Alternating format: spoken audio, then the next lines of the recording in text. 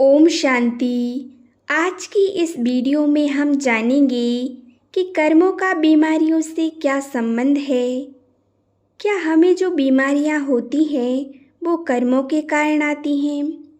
आज दुनिया में हम देखते हैं कि लोगों को कितनी तरह की बीमारियां होने लगी हैं। दुनिया में सभी लोग बीमारियों से बहुत परेशान हैं, बहुत दुखी हैं, क्योंकि बीमारियों की पीड़ा सही नहीं जाती, उनको बहुत कष्ट होता है। तो देखिए, आज हम इसी बात को बहुत अच्छे से समझेंगे कि क्या इन बीमारियों के पीछे हमारे कोई कर्म हैं, कोई कार्मिक अकाउंट है जिससे हमें बीमारियां आती हैं।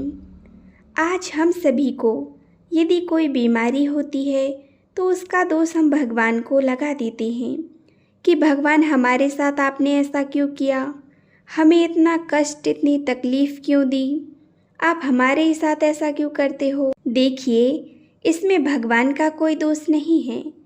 आज हमारे जीवन में जो भी होता है उसका कोई ना कोई रीज़न ज़रूर होता है, उसका कोई ना कोई कारण होता है, क्योंकि बिना कारण कोई चीज़ नहीं हो सकती। आपके जीवन में दुख आए, समस्याएं आईं तो उसके पीछे कोई कारण ज़रूर है। फिर वो इस जन्म का हो या पूर्व के किसी जन्म का हो। और जो सुख भी आपके जीवन में आते हैं वो भी किसी कारण से आते हैं। तो हर चीज़ के लिए कोई कारण ज़रूर होता है। भगवान द्वारा बनाई गई इस दुनिया में प्रकृति के जो नियम हैं हमें उन्हें फॉलो करना पड़ता है। यदि हम उन नियमों को तोड़ते हैं, प्रकृति की किसी भी चीज़ के साथ छेड़छाड़ करते हैं, चाहे वो प्राणी हो, पेड़ पौधे हो, पशु पक्षी हो, कोई भी हो, तो हमें उसकी सज़ा भोगनी पड़ती है, हमें उसकी सज़ा मिलती है। क्योंकि ये जो भी जीव जंतु है, पशु पक्षी हैं, वो भी अपने कर्मों से अपनी योनियों में हैं, अपना जीवन जी रहे हैं। हमें उनके साथ छेड़छाड़ नहीं करनी चाहिए, नहीं तो प्रकृति हमें सज़ा देती है। फिर वो बीमारियों के रूप में हो या और किसी रूप में हो, आपको सज़ा दे सकती है, आपको कष्ट दे सकती है।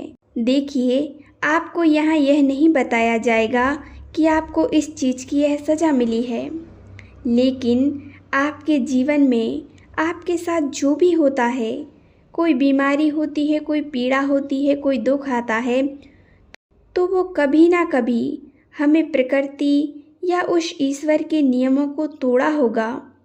हमने उस प्रकृति के नियमों या ईश्वर के नियमों का उल्लंघन किया होगा, हम उनके नियमों के विरुद्ध गए होंगे, तभी हमें उसकी सज़ा मिल रही है।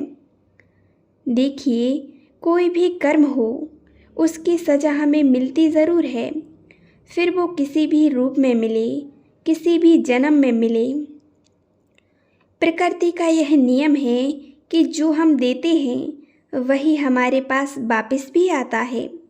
जो आपने दिया है वो आपको लेना पड़ेगा, इससे कोई बच नहीं सकता।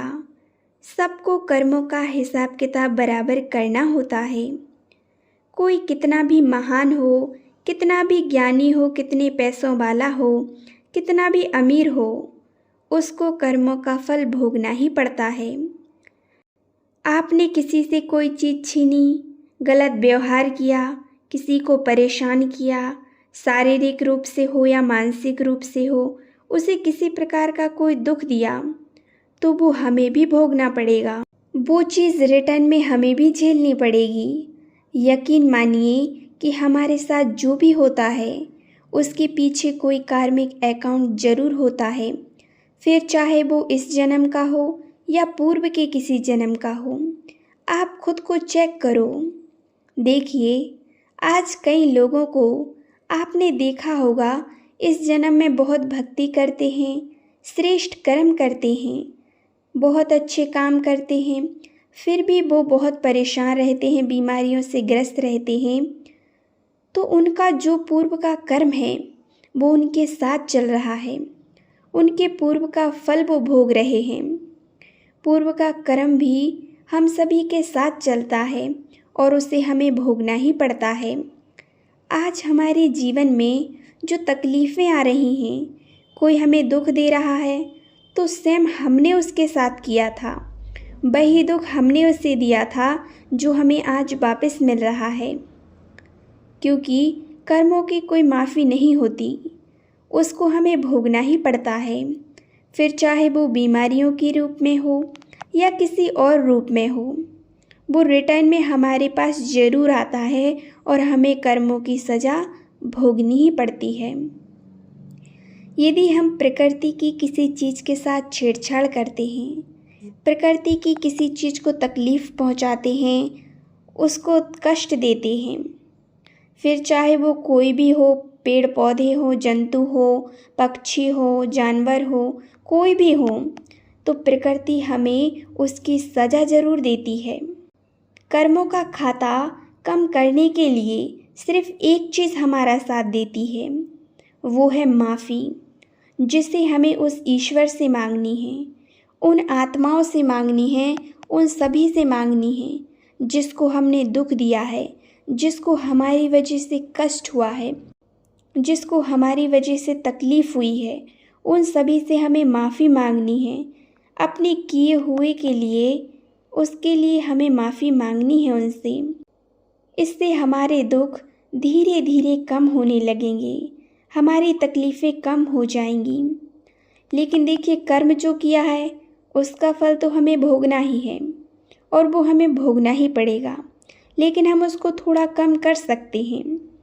जब आप किसी जंतु जानवर को पीड़ा पहुंचाते हो, उसे मारते हो, तो उसकी सज़ा आपको ज़रूर मिलती है।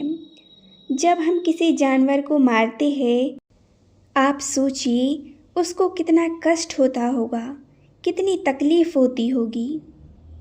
यदि आपके साथ ऐसा किया जाए तो आपको कितना कष्ट होगा, कितनी तकलीफ़ होगी।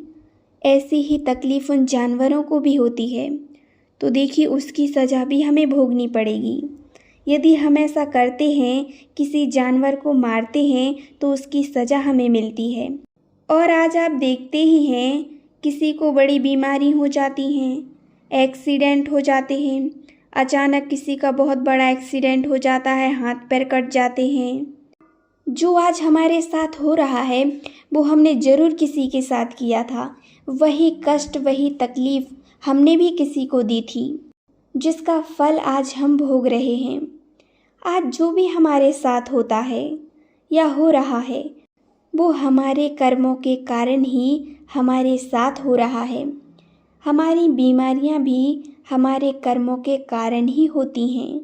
इसीलिए यदि आप आगे ऐसी तकलीफ़ों से बचना चाहते हो, ऐसे दुखों से मुक्त रहना चाहते हो, आप चाहते हो कि हम हमेशा खुश रहें, हमारे जीवन में ऐसे दुख तकलीफ़ कभी ना आए, तो आप सबसे पहले अपने कर्मों को सुधारने पर विशेष ध्यान दो। अपने कर्मों को सुधारो। ओम शांति, ओम शांति, ओम शांति।